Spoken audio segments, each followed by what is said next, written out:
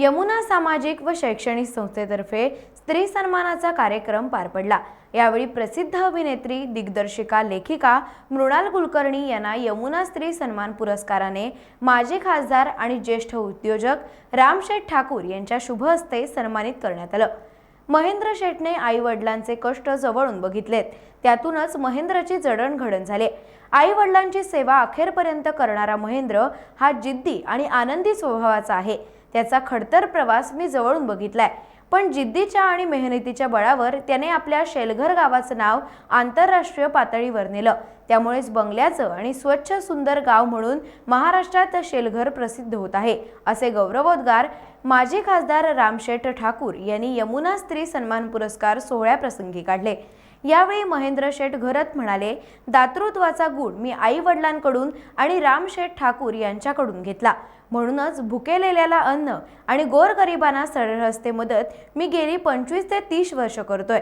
आईची त्यावेळचीच मेहनत पाहून मी महिलांच्या डोक्यावरचा हंडा 25 वर्षांपूर्वी उतरवला, असंही ते म्हणाले। आपण अभिनयाची सुरुवात दूरदर्शन वरील स्वामी या मालिकेपासून केली।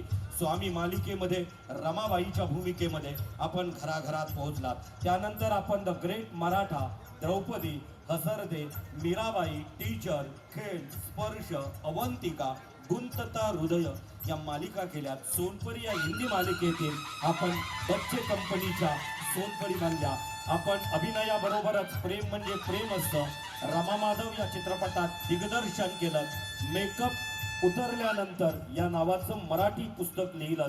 अनेक मराठी व हिंदी चित्रपटांमधून लक्षवेधी भूमिका साकारल्यात। आपणास साहित्य कलावंत प्रतिष्ठानतर्फे वाग्यज्ञ पुरस्कार, दैनिक लोकमत तर्फे महाराष्ट्रीयन ऑफ द इयर म्हणून आणि रोटरी क्लब ऑफ चिंचवडचा कला गौरव अशा अनेक पुरस्कारांना सन्मानित करण्यात आलं। खरं तर आपली मोहर या कला क्षेत्रात उमटवली।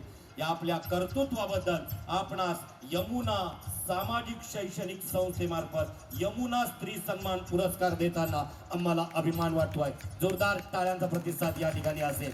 मी प्रातिनिधिक स्वरूपात सर्व उत्सव मूर्तींच्या वतीनं मृणाल कुलकर्णी यांना विनंती करेन की प्लीज या पुरस्काराला, या सन्मानाला आपण आपल्या वाणीतून उत्तर द्यावं। आज या इतक्या सुंदर यमुना स्त्री पुरस्काराला मला पात्र महेंद्रजी आपली आणि बहिणी तुमची खूप मनापासून आभारी आहे। ज्यांच्या हस्ते मला पुरस्कार मिळाला त्यांचे शब्द मी आता ऐकत होते।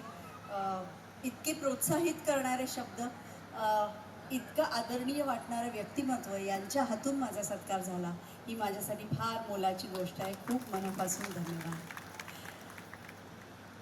मी स्वामी नावाच्या मालिकेतून कामाला माझ्या सुरुवात केली आणि त्याच्यामध्ये एक फार सुंदर काव्य होतं। ते काव्य असं होतं, ते खरं तर तुम्हा दोघांनाही लागू आहे, म्हणून आज मला त्याची विशेषत्वाने आठवण झाली। त्याच्यात म्हणतात की खरा राजा कोण आहे, खरा पिता कोण असतो, तर जो जनतेचे रक्षण करतो, पालन करतो, धारण करतो। जो जनतेचे रक्षण करतो, पालन करतो, धारण करतो म्हणजे सांभाळ करतो, तोच पिता साक्षात मानावा, त्यालाच आपला पिता मानावा, जन्म देई तो निमित्त केवळ। सन्मान स्वीकारताना मी खरं सांगते की मी या गावात पहिल्यांदा आले आणि मी जेव्हा तो अटल सेतू मार्ग सोडून डावीकडे वळले, मला वाटलं अरे बापरे कुठे कार्यक्रम आहे काय माहिती, आता हे नाव तर मी कधी ऐकलं नाही गावाचं। पण मी आत आले आणि मला इतका आनंद झाला, इतकं सुंदर गाव आहे हे, इतकं सुंदर ठिकाण आहे आणि खरंच सुंदर सुंदर बंगले आहेत इथे। त्यामुळे शूटिंगवाल्यांची वाकडी नजर इकडे वळू देऊ नका अजिबात। पण या सुंदर शहरात मला येता आलं आणि इथली समृद्धी बघता आली, याचाही मला खूप मनापासून आनंद होतो। आज या पुरस्काराच्या निमित्ताने मला इथे बोलवलं। इथे एखादा प्लॉट मिळतोय का बघते आता मी, म्हणजे इथलीच रहिवासी झाले तर फार बरं। पुन्हा इथे यायला मिळालं तर मला मनापासून आनंद होईल। पुन्हा या पुरस्कारासाठी मी आपली मनपूर्वक आभारी आहे।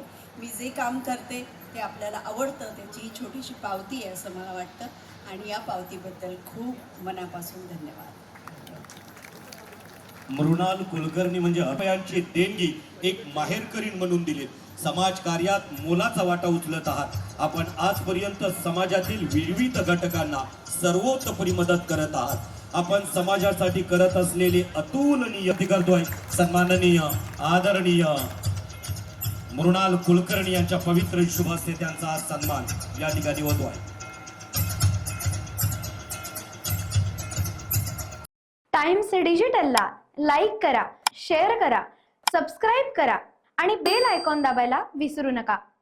Times digital.